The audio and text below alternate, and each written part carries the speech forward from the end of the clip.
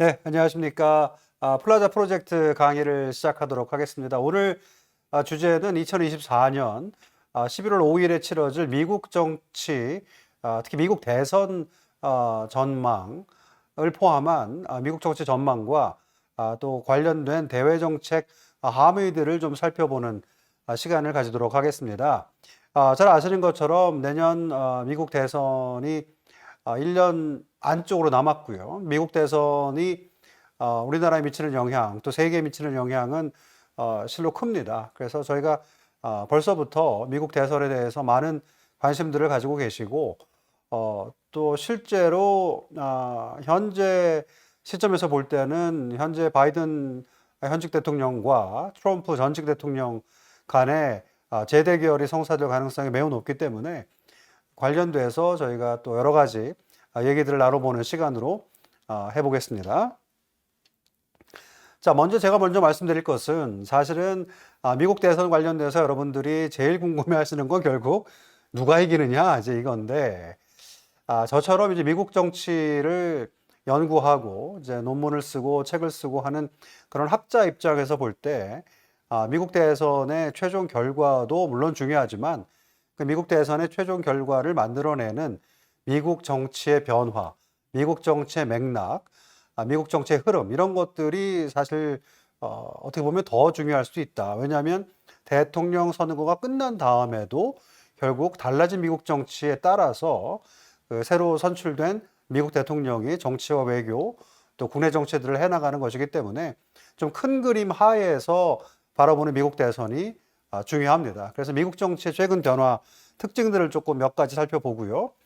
그 다음에 사실 뭐 너무나 당연한 얘기입니다만은 미국 대통령 선거 다 중요하다고 생각하시죠.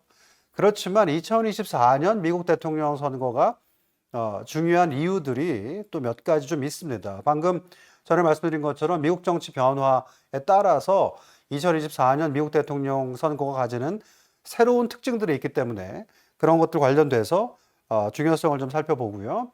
그 다음에 미국 대통령의 지금 현재 당내 경선 지금 상황이기 때문에 진행되는 그 특징들 좀 또 살펴보고, 그 다음에 이제 그 트럼프가 공화당의 후보가 된다라고 상정을 해볼 때 또 많은 분들이 관심 가지고 계시는 것들이 그것이 이제 트럼프의 사법 리스크입니다. 트럼프가 현재 지금 주에서 2건, 연방에서 2건, 해서 총 4건에 그 다음에 기소를 당했고요. 4차례 기소를 당했고, 이 중범죄로 이제 그 인정되는 총 그 혐의는 91건입니다.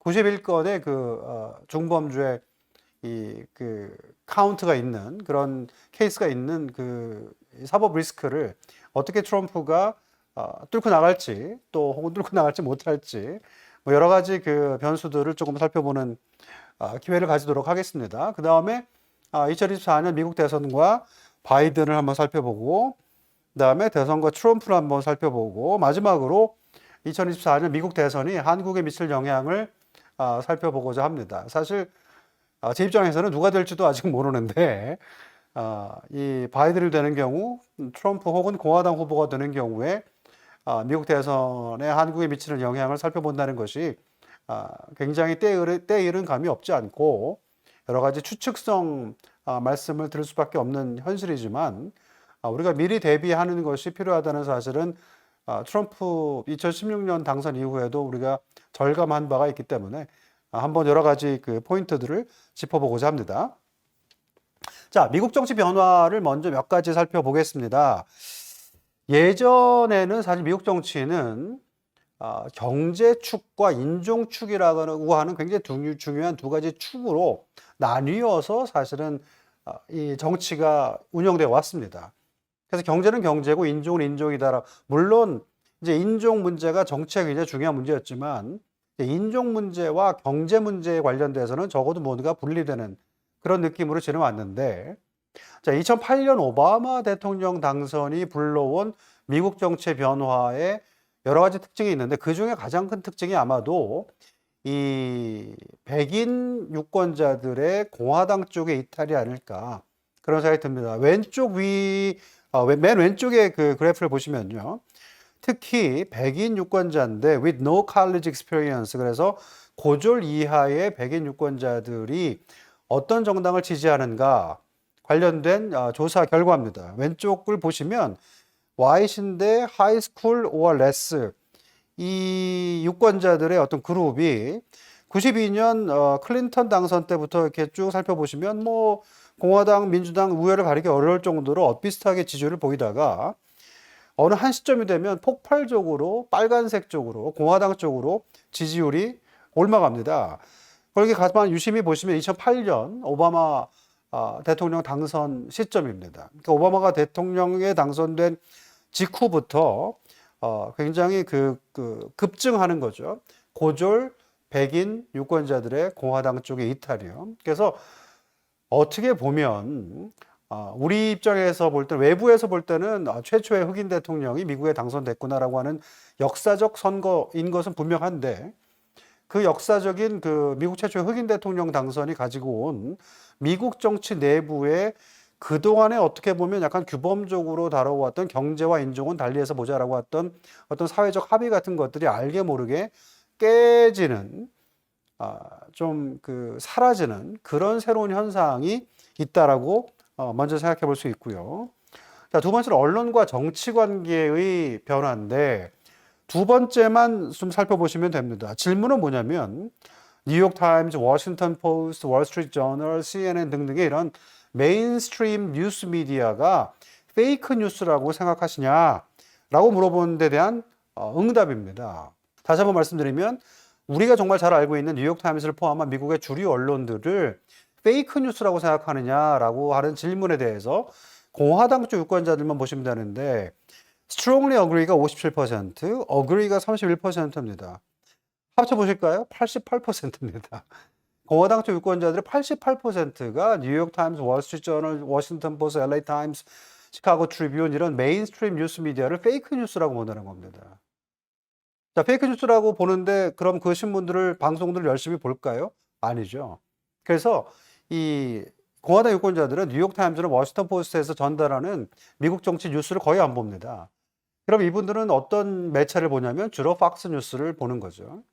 자, 이게 어떤 문제를 가지고 오냐면 한국에서 우리가 이 뉴욕 타임즈나 워싱턴 포스트나 이런 데 나온 기사들을 인용해서 미국 소식을 한국 언론에 많이 전달하는데, 좀 극단적으로 말씀드리면 미국의 반쪽짜리 뉴스밖에 우리가 전달 못 받는 것 아닌가라고 하는 점을 생각해 봐야 되고요. 세 번째 변화는 이 그림은 뭐냐면요. 왼쪽 축과 오른쪽 축에다가 경제 지표 변화와 대통령 지지율 변화를 묶어놓은 겁니다. 그래서 이 경제가 좋아진다 그러면 대통령 지지율이 올라가고요. 경제가 나빠진다 대통령 지지율 내려갑니다.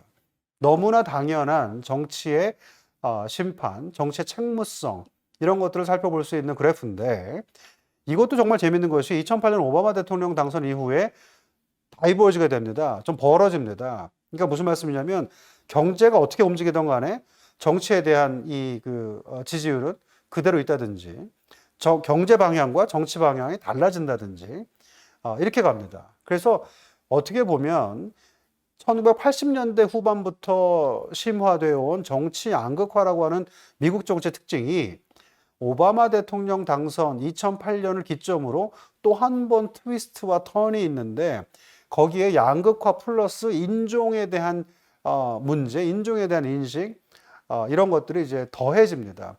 거기다 한 가지 더해지는 이제 외부적 요인은 미국 사람들이 느끼는 글로벌라이제이션의 실패, 세계화로 인한 미국 경제의 하락, 우리 동네에 있었던 공장이 중국과의 글로벌라이제이션 경쟁 때문에 문을 닫는, 그래서 우리 동네에 마약 거래가 넘쳐나는 이런 일들에 대해서 양극화가 심화됐던 상황에 오바마 대통령의 당선으로 인한 인종 갈등의 폭발, 이런 것들이 겹쳐 있는 상황이 지금 현재 미국이다라고 볼 수 있고요. 마지막 미국 정치 변화 관련돼서 중국에 대한 비호감, 이건 정말 많이 얘기 들어보셨을 거예요. 그래서 맨 왼쪽 위에 그림 보시면 2017년 이제 트럼프 대통령 당선 첫 해죠. 이때부터 기하급수적으로 중국에 대한 비호감도가 올라갑니다. 생각해 보시면 이 중국에 대한 비호감도를 올린 어떻게 보면 드라이빙 포스는 결국 트럼프 대통령인 거죠. 대통령이 이끌고 가는 중국에 대한 비호감도가 있었는데 팬데믹 이후에 더 올라가죠. 그래서 왼쪽 위 그림은 우리가 굉장히 익숙한 그림입니다, 벌써. 그런데 나머지 세 개 그림을 보시면 제가 관심 갖는 것을 찾아본 겁니다. 뭐냐면 민주당 지지자들과 공화당 지지자들 사이에 어떤 차이가 과연 있는 것인가. 자, 오른쪽 위의 그림은 이제 중국이 에너미냐. 이거를 중국을 경쟁자로 보는 것하고 에너미로 보는 것하고는 굉장히 차원이 틀린 거죠. 근데 공화당 쪽은 에너미로 보는 비율이 높고요. 민주당 쪽은 그렇지 않습니다. 왼쪽 아래 또 그다음에 오른쪽 아래 이 아래 두 그림은 이 중국과의 어떤 협력 가능성에 대한 이제 질문들을 던진 것인데 가만 보시면은 이 Student Exchange Programs 결국 학생들 교류하는 거 이런 거는 굉장히 공화당이나 민주당 쪽이나 긍정적입니다. 또 오른쪽 아래 그림 보시면 Trade and Economic Policy라고 해서 무역 거래 관련돼서는 공화당 쪽도 거의 50%, 44%니까 굉장히 높은 비율로 중국과 협력이 가능하다라고 하는 것이죠. 그래서 이 중국에 대한 비호감이라고 하는 것이 미국 전체의 어떤 현실이라면 공화당과 민주당 지지자들 사이에서는 차이점이 있다라고 하는 것을 아실 수 있고요. 자, 대통령 선거는 왜 중요한가? 이제 정해진 시간은 제가 굉장히 많은 말씀을 드려야 돼서 다 말씀드리기는 어려운데 여기 내용을 살펴보시면 잘 아실 수 있을 것 같습니다. 우선 미국 정치가 달라지고 있는 것 중에 양극화에다가 또 하나는 의회 권력이 굉장히 약화되고 있습니다. 지금 현재 미국 상원에 보시면 예전에 대통령을 견제하고 대통령한테 훈수를 두던 이 소위 상원의 소위 중진 외교 경험 의원들이 없습니다. 특히 존 맥케인의 사망 이후에 현재 미국 상원을 둘러보시면 어느 누구도 대통령을 견제할 수 있는 중진 상원 의원이 위치하고 있지 않습니다. 이런 상황에서 대통령이 누가 되든지 간에 외교 정책을 드라이브해서 만들어내는데 훨씬 더 큰 결정권을 가지게 되는 거고요. 또 대통령 선거 과정을 통해서 우리가 새로 알게 되는 미국의 변화가 있습니다. 2016년 대선을 통해서 우리가 러스트 벨트, 와이드 워킹 클래스 이런 말들을 처음 들어보는 거죠. 그다음에 현직 대통령이 재선을 치르는 그런 대선, 내년 2024년 대선의 그런 케이스인데요. 이런 경우에는 현직 대통령의 프리미엄을 이용해서 대선 승리를 위한 외교 정책 결정을 하는 수가 종종 있습니다. 국내 정치는 의회의 눈치를 봐야 되기 때문에 쉽지 않지만 외교 정책 관련돼서는 대통령의 권력이 크기 때문에 현직 대통령이 대선 승리를 위한 외교 정책을 할 수도 있는데 그런 것들이 뭐가 있을까? 자, 2024년 대선 결과에 따라서 만약에 바이든이 승리하면 처음에 4년 동안은 대통령이 리일렉션이 목표고요. 대선에 승리하면 레거시, 자기의 치적 이것이 관심사입니다. 다만 바이든에게 에너지가 있을 것이냐. 트럼프가 승리한다 그러면 당연히 모든 사람들이 예상하듯이 싱글 핸드, 독단적으로 가겠죠. 그렇지만 또 재미있는 것은 트럼프한테 남아있는 시간은 딱 4년밖에 없습니다. 트럼프가 2028년에 다시 나올 수가 없기 때문이죠. 자, 미국 대통령 후보 경선은 어떻게 진행되는가 좀 살펴볼 텐데요. 한 세 가지 정도 포인트입니다. 맨 처음에 invisible primary라고 해서요. 눈에 안 보이는 프라이머리인데 이건 뭐냐면 대통령이 되겠다고 마음먹은 후보들이 아이오와 코커스라든지 뉴햄셔 프라이머리라든지 이런 것들 특히 초반에 기세가 중요하기 때문에 이런 곳들에 자꾸 갑니다. 가서 유권자들을 그곳의 유권자들을 만나서 자기가 누구고 어떤 생각이 있고 어떤 비전이 있고 라고 하는 것을 자꾸 알리는 거죠. 그래서 who 누구냐 뭐라고 하는 걸 알리는 그런 시기가 있고요. 막상 이제 경선이 시작되고 후보 간의 경쟁이 이제 벌어지는 상황에서는 관전 포인트가 뭐냐면 how many lanes라고 하는 겁니다. 결국 어떤 레인들이 있느냐. 잘 아시는 대로 미국은 민주당과 공화당이라고 하는 양당 제도이기 때문에 필연적으로 당 내부에 다양한 목소리가 있을 수밖에 없습니다. 그런데 얼마나 다양한 목소리가 있느냐를 레인으로 표현하는 겁니다. 그래서 레인이 하나냐, 두 개냐, 세 개냐. 보통 레인이 한 두 개 혹은 많으면 세 개 정도까지 되는데 현재 지금 경선이 진정한 의미에서 경선이 벌어지고 있는 공화당 쪽을 보시면 레인이 몇 개일까요? 한 개입니다. 트럼프 레인 한 개밖에 없습니다. 그래서 트럼프 레인에 대해서 트럼프를 찬성하냐 반대하냐의 레인밖에 없다. 이것이 지금 현재 공화당의 현실이고요. 그런데 트럼프도 사실 위험할 수 있는 찬스가 아마 그 상상을 해보면 유일하게 한 가지 있습니다. 뭐냐면 아이오와 코커스가 첫 번째 이루어지는 내년 1월 15일의 경선인데 여기서 트럼프가 예상 밖으로 부진한 성적으로 1등을 하는 겁니다. 2등과 차이가 별로 안 나는 가까스로 1등을 하면 2등 후보, 3등 후보한테 모멘텀이 생깁니다. 그런 직후에 이 트럼프에 대항하는 이 트럼프 대항마가 한 명으로 좁혀져서 이후에 트럼프 대 뭐 니키 헤일리라든지 트럼프 대 론 디센티스라든지 이렇게 양자 구도가 형성되면 공화당 후보 경선 조금 흥미진진할 것 같습니다. 물론 이런 시나리오의 가능성은 높지 않습니다. 자, 트럼프 사법 리스크 어떨까요? 사실 트럼프가 대통령 후보가 돼서 공화당의 후보로 나온다고 우리가 생각해 볼 때 또 하나 트럼프 관련돼서 심각하게 생각해 봐야 되는 것이 트럼프의 사법 리스크입니다. 지금 제가 여기 써놓은 순서는 뭐냐면 트럼프한테 가장 위협이 되는 순서로 트럼프 사법 리스크들을 정리해 본 겁니다. 첫 번째가 조지아 케이스입니다. 여기 보시는 것처럼 조지아 케이스, DC 케이스, 플로리다 케이스, 뉴욕 케이스 이렇게 돼 있는데 보통 그 재판이 열리는 곳에 이름을 따서 보통 이런 식으로 통칭해서 부릅니다. 조지아 케이스는 잘 아시는 대로 2020년 대선 당시에 조지아주가 몇십 년 만에 처음으로 바이든 쪽으로 넘어갔는데 트럼프가 조지아주의 국무장관에게 전화를 걸어서 내 표, 12,000표 차이밖에 안 났었거든요. 12,000표 찾아내라 라고 협박을 합니다. 그것에 대한 이제 혐의로 이제 조지아에서 그 재판이 열리게 되는데요. 여기 보시면 RICO라고 써 있죠. 이게 뭐냐면 Racketeering, Influence and Corrupt Organization라고 해가지고 좀 말이 긴데요. 굉장히 한마디로 말씀드리면 이 아주 악질적인 사기 조직단이다, 뭐 사기치는 아주 조직이다라고 하는 그런 의미입니다.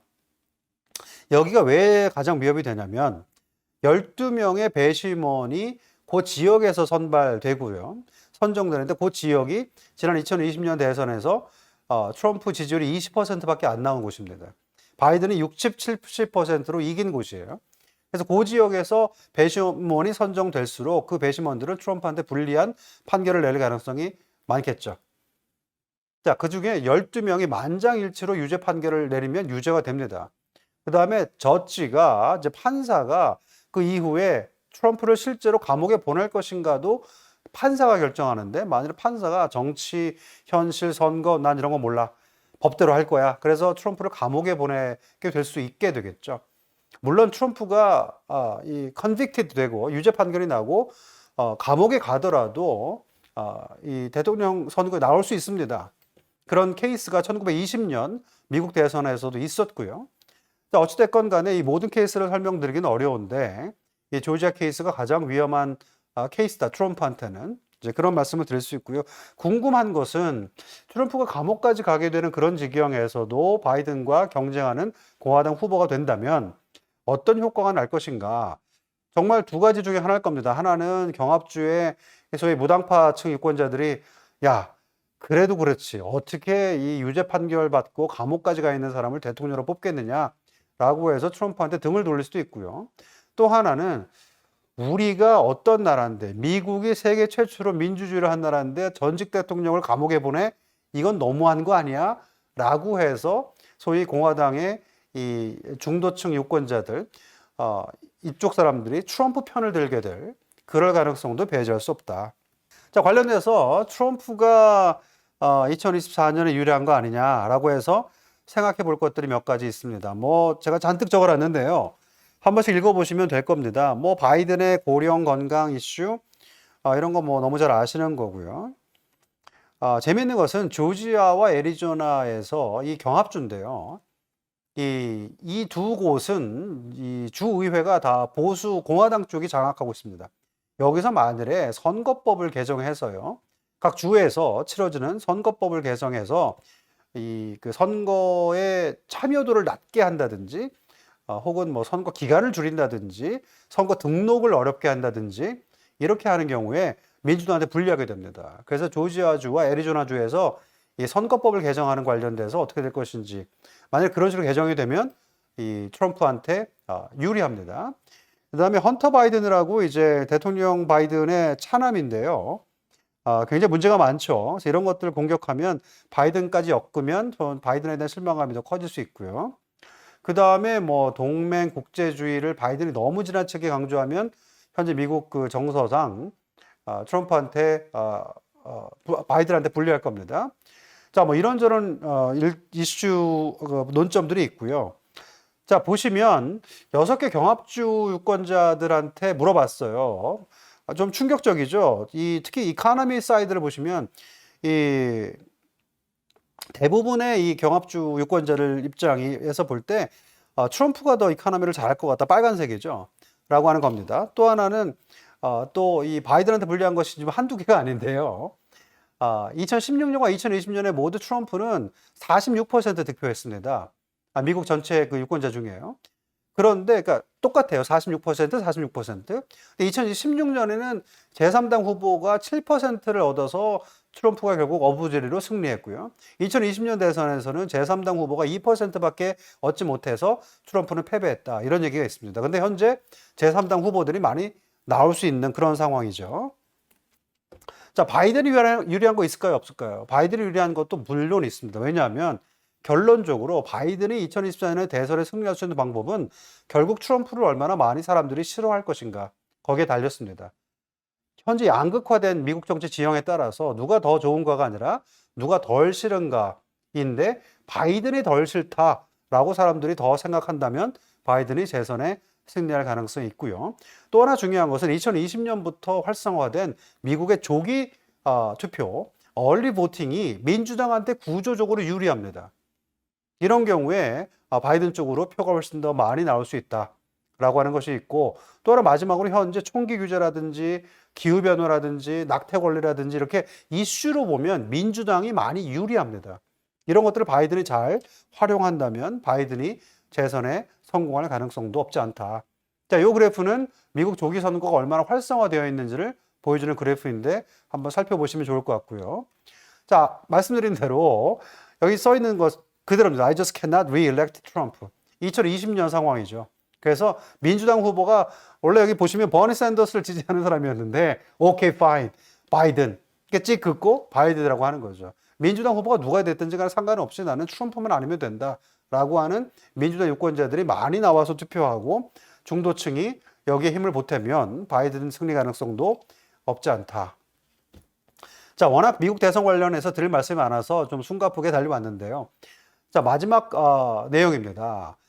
미국 대선에 한국에 미칠 영향 이제 크겠죠. 여러 가지 의미가 있는데 바이든의 당선되는 경우에는 뭐 많은 분들이 예상하시는 것처럼 현재 한미 관계가 유지되고 동맹이 강조되고 하는 차원은 마찬가지일 겁니다. 물론 경제 안보 관련돼서 저희가 유의해야 될 그런 부분들도 많이 있겠죠. 북한 문제 과연 돌파구가 생길까요? 글쎄요. 근데 현재 제 생각에는 바이든 경우에 북한 문제보다는 중국과의 관계 개선을 훨씬 더 신경 쓸 가능성이 많습니다. 바이든이라는 사람은요, 굉장히 개인적인 그런 그 커넥션을 중요하게 생각하는 사람입니다. 퍼스널 디플로머스라고 하는데 바이든은 시진핑은 내가 잘 안다. 시진핑은 나만이 다룰 수 있다라고 바이든은 굉장히 굳게 믿는 편입니다. 김정은 위원장에 대한 혐오감이나 그 불만이 굉장히 큰 편이고요. 그래서 재선되고 나면 아마도 바이든은 중국과의 관계 개선 가능성을 자신의 업적으로 삼을 텐데 문제는 의회와 여론의 반대를 무릅쓰고 뚫고 나갈 수 있는 에너지가 과연 바이든에게 있느냐. 그것이 문제가 될 거고요.